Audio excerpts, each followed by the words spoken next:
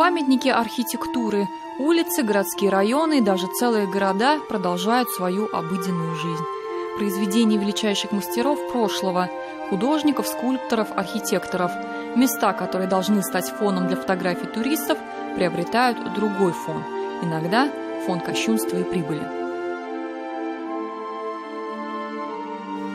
Объявление о продаже Спасо-Преображенской Старообрядческой церкви сегодня снято с публикации, но интернет все помнит, запомнила и общественность. Объявления сегодня нет, а завтра снова появится. А это значит, что в недалеком будущем историческую достопримечательность могут украсить вывесками, рекламными щитами и питейными заведениями. Новая жизнь прошлому или мертвое будущее истории. С 1767 года уже есть отметка, то есть, что здесь стоит церковь. А старообрядцы были, по сути, на полулегальном положении, и им не разрешалось даже иметь церкви. Но вот, видимо, после приезда Екатерины и Пугачевского восстания все-таки какие-то послабления для старообрядцев были. И вот здесь будет именно эта старообрядческая церковь, которая по предписанию не могла называться даже церковью, а старообрядческие церкви назывались моленными домами и часовней. И вот в честь своего попечителя общины, покровителя, купца, который выкупит эту часть территории, купцы Коровины, вот эта вот церковь всем скорбящим радости в честь иконы, освященная, она будет в народе называться, иметь прозвище Коровинская часовня. Все это будет продолжаться до середины XIX века. Затем Николай I решает закрыть все старообрядческие часовни, в том числе и эту. За 100 лет здесь будет и прачечная, и психиатрическая больница. В конце концов построят вот эти две церкви – Спасо-Преображенскую и Никольскую. Их вернут старообрядцам, чтобы снова отнять уже в советское время. В этой суете бесконечной передачи исторических памятников наступит 2011 год, когда конкретно вот эта Спасо-Преображенская церковь попадет в частные руки. Не должно в здании культового назначения, в этих стенах намольных, которые имеют такую богатую историю, происходить какие-то такие вещи, которые нарушают нормы морали. Очень сейчас вот переживаем, что очень мало таких интеллигентных собственников, которые понимают суть вот этих вещей и даже не понимают, что у них есть миссия, потому что они владеют такими зданиями. Они ведь могут это превратить здание вот это в миссионерство, его функционал, что и положительным образом даже на их судьбе и жизни может отразиться. Таким ли является собственник или нет, нам доподлинно неизвестно. Согласно документам, зданием владеет предприниматель Пуриляни Георгий Нукзарович, учредитель нескольких строительных фирм. По адресу одной из них мы и направились. Запутанное здание с 3 входами не привело к месту назначения. Офиса с подобным номером по данному адресу просто не существует. В конце концов, до бизнесмена мы все же дозвонились, однако на какие-либо вопросы он отвечать не захотел. Телеканал «Новый век». Мы вот хотели вам пару вопросов задать. Нет, спасибо. Вы не тот. Мы попробовали выйти с ним на интервью через грузинскую диаспору, членом которой он является. На звонок нам ответили резко, но не более информативно. Он относится к диаспоре, но я по этому вопросу, я не думаю, что мы будем... Не знаю, я не знаю, как по этому вопросу. Он владелец этого здания, что вас интересует? Почему это здание вас должно интересовать? Именно вмешательство средств массовой информации и вообще, причем тут такого человека, я не знаю. Не доводите человека до инфаркта, извините меня. Нас, как общественников, как ТРО ВАПИК, больше всего интересует вопрос, чтобы этому зданию во время ремонта не был нанесен ущерб, потому что здесь нужно делать не ремонт, а реставрацию. И когда это здание восстанавливали, там тоже обнаружили фрески. На них не было ограничений юридических. Вот и все. То есть собственник, он может ведь не ставить никого в курс. Мы обнаружили фрески, давайте их просто спилим болгаркой.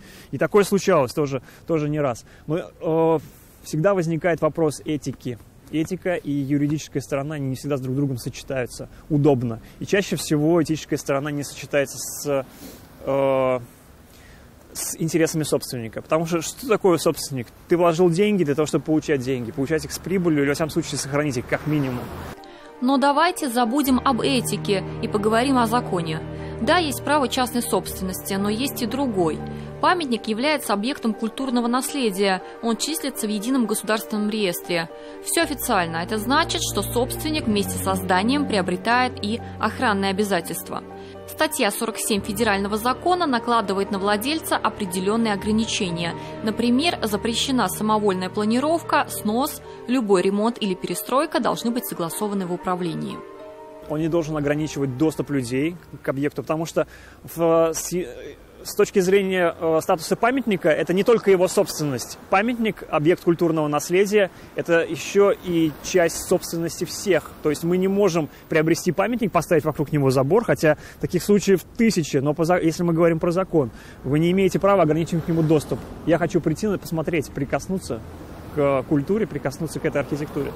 Прикоснуться, кстати, тут возможно только с фасадной части. Справа оборудованная парковка за забором. Казалось бы, откуда шум, когда ничего не произошло? Шум, а вместе с ним и запахи свежей выпечки доносятся справа от здания. Так называемая картинка «после». Вот что станет со зданием, если закрыть на все глаза. Знакомьтесь, бывшая Никольская церковь, в нынешнем пиццерия и шашлычная. Вот с той стороны, вот эти вот веранды летние, это все, я не знаю, узаконены они или не узаконены.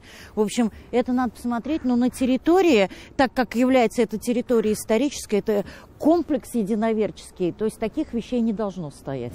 Здесь даже захоронение есть, могила обнаружена. И вот здесь продают еду, представляете, на захоронениях, на могилах люди кушают, которые не знают, бедолаги. Вот как вот так можно? Вот это вот в таком комплексе, в таком памятнике, который имеет такую историю. Вот это вот как вот допустили вообще вот это все? А это недавний ремонт, который происходил уже внутри Никольской церкви. Без комментариев. Сами посмотрите.